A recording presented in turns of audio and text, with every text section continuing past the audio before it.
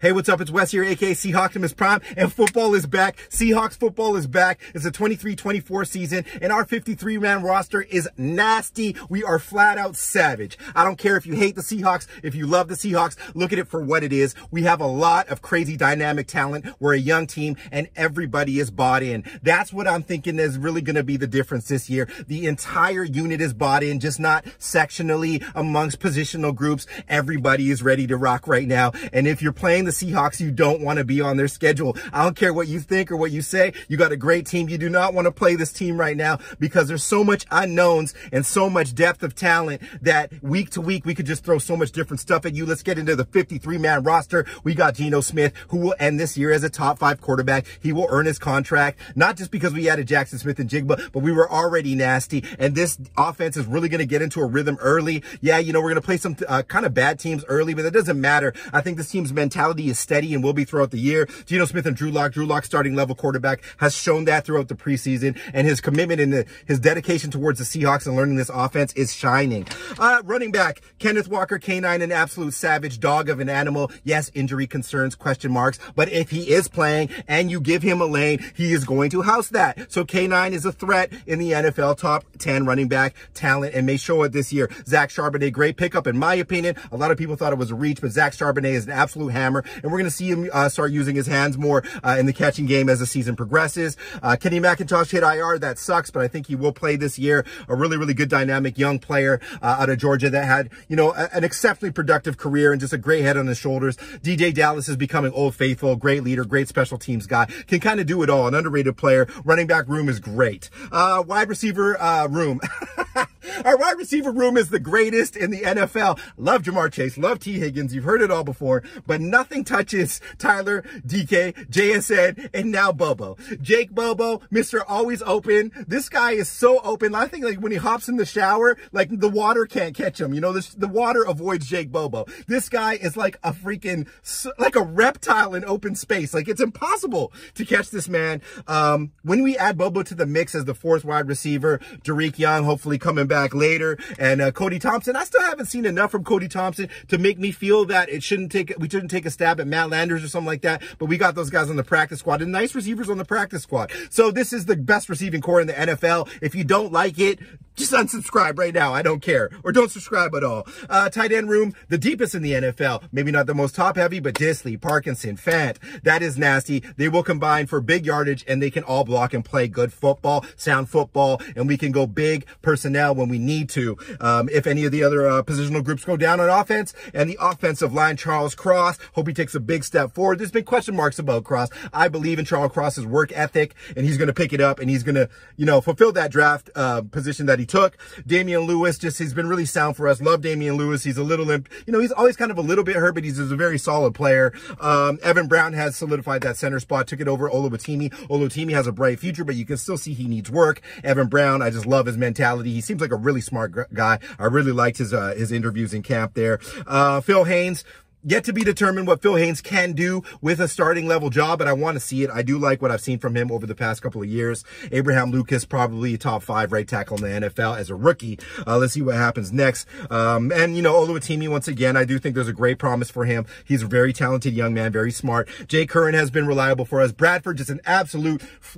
freight train of a man. He just is pancaking everything. So if they can just teach him just to settle his feet a bit, learn what's coming at him, he's going to be, I think, our guard of the future for us. Stone Forsythe, you know, you want to kick him off this team, but he always does just enough, and he must be a great guy. So Forsythe can play both tackle spots. So, you know, they give him the benefit of the doubt. O-line, you know, if we can get up into the top at least if we can be top 10 in pass blocking, and then, you know, top 20 in run blocking, the type of dynamic players we have at running back, we can open up enough lanes to do what we need to do there. But I'm really excited about where we are going there if it doesn't completely come together this season.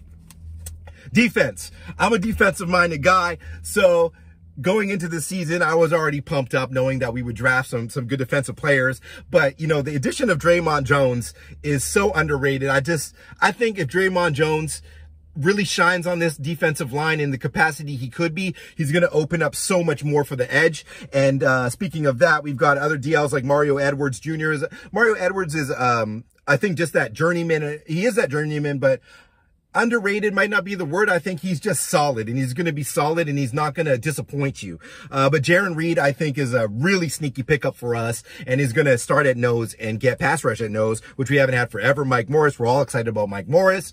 You know, he's been really, really good in camp, got banged up on his shoulder, but an awesome kid out of Michigan. Miles Adams has just been progressing slowly and actually quickly, rapidly rising from the depth of the practice squad some years ago to being a starting caliber defensive lineman that is very versatile. And Cameron Young, we don't know yet, but obviously they kept Cameron Young around. They think he has the talent to do some stuff at nose. So that's the DL. Edge is just mental.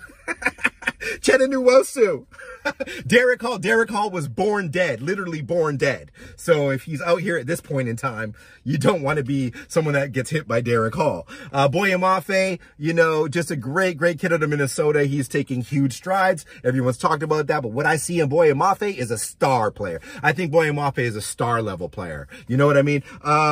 Darrell Taylor, he knows what he is now. He comes off of the edge on third downs, maybe second downs, passing distance, and hopefully gets you 10 to 15 sacks. That's DT.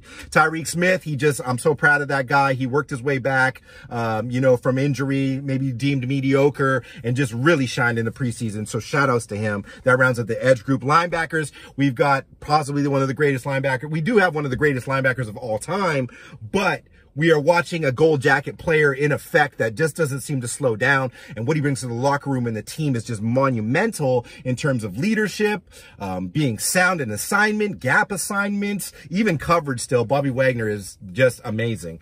So Bobby Wagner has obviously elevated Devin Bush, as we've seen, who's just out there knocking people, knocking himself unconscious, knocking other people unconscious. So I'm so happy about Bush, and I was never negative about Bush. I was high on Bush. Jordan Brooks, I love Jordan Brooks. Does he fit into what we're trying to do here in the long term? I'm not sure. But if Jordan Brooks can come out here and contribute and show that he does, I know he's good enough too. I'm going to be really excited about this group all of a sudden. John Radigan is reliable as a backup. You don't want him starting necessarily, but he can tackle people. And Nick Bellore is just the funniest guy in the NFL, can pretty much play every position, and he's just going to be a captain for you on special teams. Cornerbacks. Okay, this is like...